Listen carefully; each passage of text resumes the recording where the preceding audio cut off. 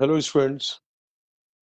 So the one very big thing about the examinations, खास तौर से कॉम्पिटिशन्स के बारे में क्या है, या तो यू आर वेटिंग कि एग्जामिनर अब इस क्वेश्चन को ऐसे दे सकते हैं, ऐसे दे सकते हैं, या इस तरीके से दे सकते हैं, यू आर वेटिंग कि किस तरीके से देते हैं, और yeah this can happen only if your concepts are perfectly clear, और या फिर क्या है कि एग्जामिनर इज वेटिंग कि मैं स्टूडेंट्स को इस तरीके से क्वेश्चन को मोल्ड करके फंसा दूंगा, या मैं इस तरीके से चेंज करके फंसा दूंगा. Now it's your choice. तो in case you want a perfect clarity, I tell you through a small example कि कैसे वो आपको एक एक आर्टिकल में, एक एक लॉ में और उस लॉ के एप्लीकेशन में क्लियरिटी जनरेट करनी है. So look at this. In this example I am taking one inclined plane of angle theta which is fixed. This is fixed on the ground. All right.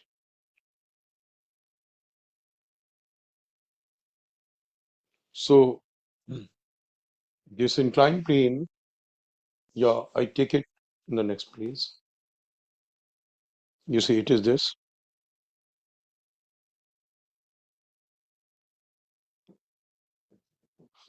This inclined plane is fixed on the ground. Angle of inclination is what? Theta. Now there is a solid sphere of mass m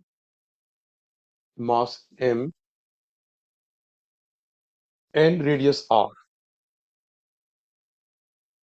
Solid sphere of mass m and radius r.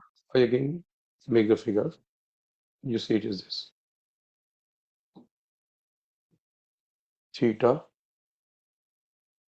solid sphere, mass m, radius r. Right?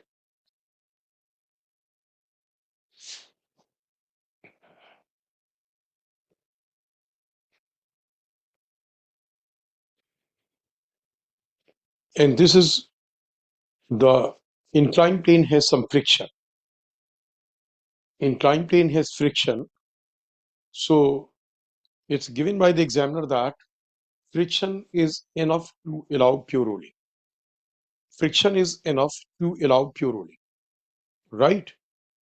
So if it is given there that friction is enough to allow pure rolling and you need to calculate acceleration, there are two ways of calculating it. One is by the law of conservation of energy. Suppose this height is h. So when this sphere goes down at the bottom of the incline, its velocity is v and angular velocity is omega. Angular velocity is omega and velocity is what? v. तो यहाँ पे concept क्या आया, जब भी इस किसी भी बॉडी की इंक्लाइन के ऊपर या ग्राउंड पे प्योर रोलिंग है, तो during the pure rolling friction का रोल है. प्योर रोलिंग में फ्रिक्शन का रोल है, इंक्लाइन के ऊपर फ्रिक्शन का रोल है. Right? But force of friction के अगेंस्ट एनर्जी का लॉस नहीं. Mechanical energy will not be lost against the force of friction, although friction का रोल है. जब लॉस नहीं होगा तो आप बोलोगे कि mgh is equal to half m v square plus half i omega square. जो पोटेंशियल एनर्जी और लॉस है that will come in the form of what? Potential energy plus kinetic energy, है ना. वो पोटेंशियल एनर्जी और kinetic energy form में आ गया. mgh is equal to half mv square plus half I omega square. This is all right. And you know that if the motion is pure rolling, so pure rolling ke during, you know that velocity v will be equal to what? V equals to omega into r. Velocity v will be what? Omega into r. That means omega will be equal to what? V by r. Omega की जो value होगी that will be what? V by r. So you see this becomes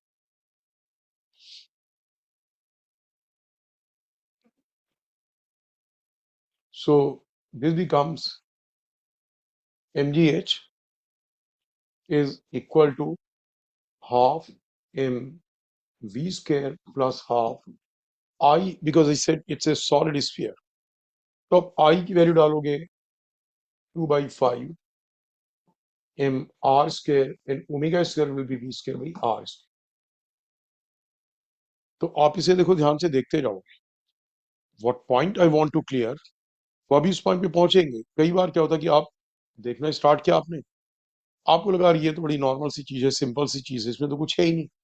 you know it, and this is where you just lag in the subject.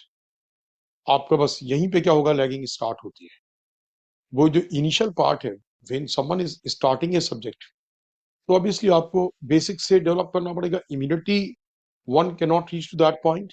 तो आप इसे देखो, ध्यान से देखो. अब ये कैंसिल हुआ and you got that M G H is equal to ये 1/2 mv square plus 1/5 mv square. So that will become, ये आ जाएगा आपका 5 plus 2, that is 7/10 mv square.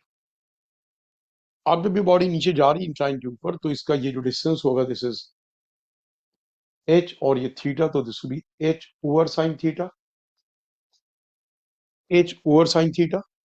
So this becomes what, mgh is equal to 7/10, और ये v square equal to u square plus 2s यहाँ पे apply करोगे.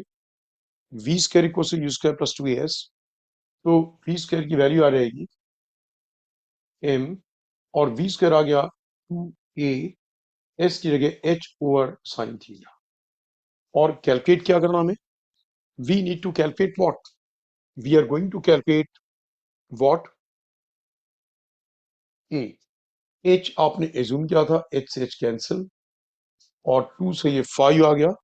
सो this becomes what,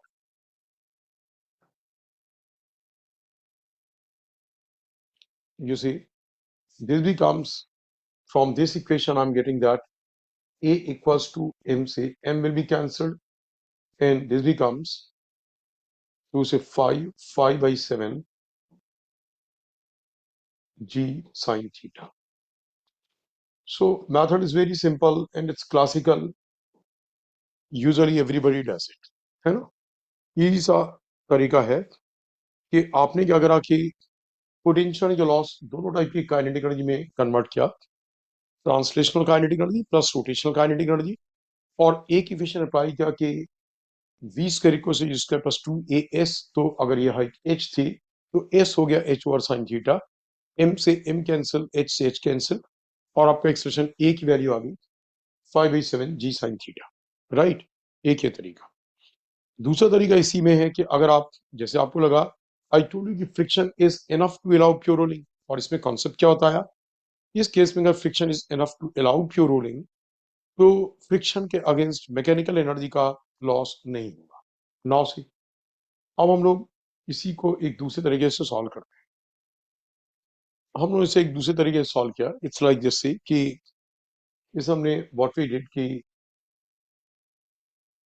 same question है, theta h solid sphere, right, there's a solid sphere. So now see, आप ये देखोगे कि क्लियर ना. नाउ से आप देखो क्या हुआ कि हमने फोर्स के मेथड से सॉल्व किया, mg sin theta, and force of friction F, mg cos theta, mg cos theta, ठीक है, mg sin theta, mg cos theta. और क्योंकि आपको normal action n, but force of friction की value what I have written F not mean to n. The reason mean कि हमें coefficient of friction दे भी नहीं रखा. The only thing that is given is what, friction is enough to allow purely. So here what friction F we have taken basically becomes that friction which makes it pure rolling. जितना pure rolling के लिए requirement थी, ये उतना ही force of friction है. क्योंकि you know friction के बारे में, friction is an adjusting force. एक particular purpose के लिए जितना required है उतना लगेगा, बट एक सर्टेन वैल्यू से ज्यादा नहीं हो पाएगा, है ना। एक मैक्सिमम वैल्यू होगी उसकी, उससे ज्यादा नहीं होगा, जिसे आप बोलते हैं लिमिटिंग फ्रिक्शन। लिमिटिंग फ्रिक्शन के पहले जितना नीड होगी उतना ही लगेगा, दैट इज से एफ। अब आपने यहाँ पे इक्वेशन क्या लिया कि आपने यहाँ पे इक्वेशन लिया M G sine theta minus F is equal to mass M into A, right, M into A. M G sine theta minus F equal what, मैं यहाँ लिखता हूँ M G sine theta minus F equal mass M into A, ठीक है ना, right. और साथ में टॉर्क, सारे फोर्सेस यहां से पास हो रहे हैं, only friction is not passing, so F into radius R equal to I alpha, I is 2/5 mr², alpha is a/r, जब प्योर रोलिंग है तो अल्फा क्या होगा a/r, आर से आर कैंसिल और इस आर से R cancel, F equal 2/5 ma, यहां डाल दोगे so this becomes M G sine theta is equal to M A plus ये एफ उसको ट्रांसफर हो गया रहेगा plus 2/5 ma, so that becomes 7/5 ma, mg sin theta, m से m cancel, so a equals to 5/7 g sin theta। तो बच्चों आपने देखा कि पहले भी यही आया था, a equals to 5/7 5/7 g sin theta, पहले भी यही था, a equals to what 5/7 g sin theta, just clear ना। अब तो यहाँ पे क्या हुआ, इस मेथड में एक स्पेशल चीज है कि पहले था कि एग्जामिनर ने बोला force of friction is enough to allow pure rolling, right? Force of friction is what? Enough to allow pure rolling. But वो force of friction है कितना, यहां से उसकी वैल्यू पता लग गई, F is equal to 2/5 ma, 2/5 m, a की वैल्यू आपने डाली 5/7 g sin theta, so this becomes equal to what? F is equal to 2/7 g mg sin theta, mg sin theta। यहाँ पे आपको फोर्स ऑफ फ्रिक्शन की value पता लगी, right. ये दो मेथड हुए और दोनों मेथड वाले क्लासिकल। जनरली ऐसे क्वेश्चंस में अगर वो डायरेक्टली ऐसा क्वेश्चन देते हैं तो क्या करेंगे, वो क्या चेंज क्या कर सकेंगे, बॉडी को चेंज करेंगे।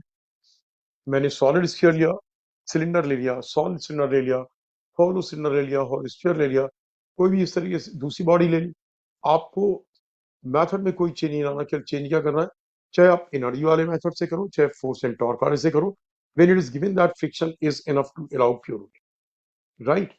और आपको केवल आई की वैल्यू उस क्वेश्चन के अकॉर्डिंगली डालनी पड़ेगी, ठीक है ना। This clear students. Now I come to the point, जिस पॉइंट के लिए आई मेड दिस वीडियो। आप ठीक से देखो, ये दो मेथड्स हैं, ये तो बेसिक मेथड हुए, आपको आनी चाहिए। आपने इस मेथड में कैलकुलेट किया कि the value of force of friction is what, it is F equals to 2/7 mg sin theta, this is the value of force of friction। अब जहां पे we know n is equal to what, mg cos theta, students n की value कितनी है, n equals to mg cos theta, n की value तो mg cos theta है ना, राइट। इसे एक बार फोकस हो जाने दो।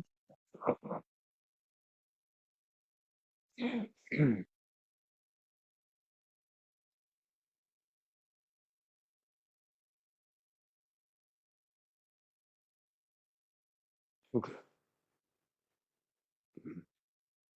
सो see now n equals what, mg cos theta. अब सपोज कि जो आपने न्यूटन लॉ में फोर्स ऑफ फ्रिक्शन का कोफिशिएंट ऑफ फ्रिक्शन पढ़ा था, म्यू के और म्यू एस, यूजुअली म्यू के की वैल्यू म्यू एस से थोड़ी सी कम होती थी, बट सपोज कि बहुत से क्वेश्चंस में म्यू के और म्यू एस सेम भी होती थी, तो मान लो म्यू के म्यू एस के इक्वल है और वो वैल्यू म्यू है। अब अगर आपने वहां से कैलकुलेट की फोर्स ऑफ फ्रिक्शन की वैल्यू जो हमने यहाँ पे निकाली कि force of friction equals to 2/7 mg sin theta, मान लो कि उस तरीके से फोर्स ऑफ फ्रिक्शन की वैल्यू निकाली तो that is mu N, maximum value है ये mu N, that is mu mg cos theta, mu mg cos theta. और यहां से जो कैलकुलेट की that is what, 2/7 mg sin theta, right students. ये था कि इतना फोर्स ऑफ फ्रिक्शन नीडेड है, और जो हमें ये क्लासिकल इंफॉर्मेशन मिलती है मीन टू एंड से, लिमिटिंग फ्रिक्शन से, it is that value of force of friction जो इस इंक्लाइन और बॉडी के बीच में प्रेजेंट हो सकता है। मान लो कि आपका ये वैल्यू कम आ रही है और ये वैल्यू ज्यादा है, तो जब एग्जामिनर ने आपसे बोला friction is enough to allow pure rolling, तो अब मतलब ये हुआ कि ये जो वैल्यू रिक्वायर्ड है वो वैल्यू कम है, और जो मैक्सिमम फ्रिक्शन अवेलेबल हो सकता है वो ज्यादा है, तो फोर्स ऑफ फ्रिक्शन इतना लगेगा, हमें मैक्सिमम की रिक्वायरमेंट नहीं है, राइट। बट अगर इसका उल्टा होता, coefficient of friction is known and you need to decide that motion will be force of friction pure rolling or not, motion will be pure rolling or not, तो फिर आप ये कैलकुलेट करते और ये देखते कि अगर ये वैल्यू बड़ी है, it's greater and the required value is lesser, then the motion will be pure rolling, और जो फोर्स ऑफ फ्रिक्शन लगेगा वो इतना ही लगेगा, नॉट दिस। बट अगर ये वाली वैल्यू बड़ी है, this value is bigger and this value is smaller, sorry this value is smaller, mu M G cos theta की वैल्यू कम है, और 2/7 mg sin थीटा जो रिक्वायर्ड फोर्स ऑफ फ्रिक्शन है ज्यादा है, तो मोशन प्योर रोलिंग का नहीं होगा, और फोर्स ऑफ फ्रिक्शन जो लगेगा वो ये वाला नहीं होगा। अब ये नहीं होगा, अब फोर्स ऑफ फ्रिक्शन की वैल्यू क्या लगेगी, ये वाली म्यू mg cos थीटा, जो कि रिक्वायर्ड फोर्स ऑफ फ्रिक्शन की वैल्यू से क्या है, छोटी है। तो पहले तो मैं आपको ये बता दूं, म्यू आर जिसे आप बोलते हैं कोएफिशिएंट ऑफ रोलिंग फ्रिक्शन, वो क्या होता है, जैसे आपका फोर्स ऑफ फ्रिक्शन की वैल्यू इतनी आई जो नीडेड है, this is the value of force of friction which is needed, right. आपको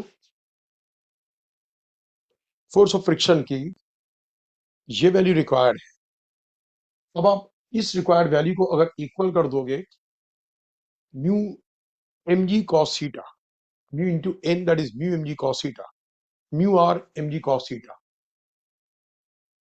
mu R M G cos theta, मतलब आपने mu M G cos theta की इक्वल कर दिया, से जो म्यू आर होगा, mu R will be what, it will be the coefficient of rolling friction.